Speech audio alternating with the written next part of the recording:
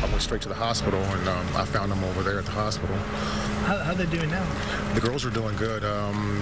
They both inhaled a lot of smoke from the fire and all that, but they're doing well, thank God. Just an incredible rescue yesterday in Biloxi. 2 little girls pulled from a burning home. Their mother's been charged with 2 counts of neglect for leaving them home alone. Well, today I met the firefighters who pulled the girls to safety and saved their lives.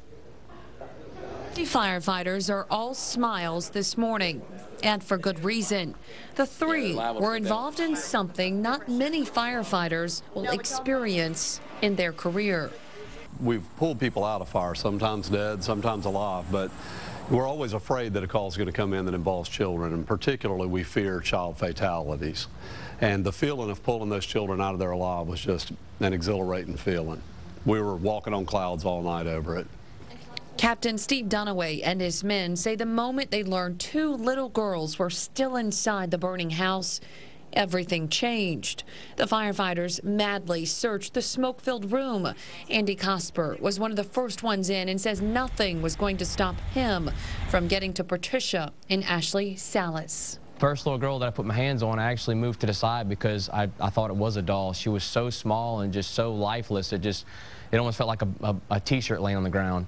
And when I put my hand on the other one, I realized she actually was one of the victims as well. The girls were found on the floor. All of the men agree a few more seconds and the 4- and 2-year-olds wouldn't have survived. Seconds. I mean, just mere seconds. I can't believe they made it, really, as bad as it was in there. Captain Dunaway says the girls were not breathing when they were pulled from the inferno.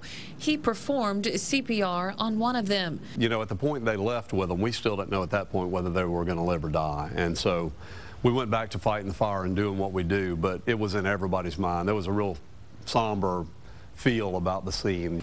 Chief Roberts has been fighting fires for nearly 40 years and says cases like this are rare. The chief got a bit teary-eyed talking about his men. Well, I stay on them a lot, and when it works out like this, it's really a good factor. And makes for a call they will remember for years, rather than one they'd like to forget.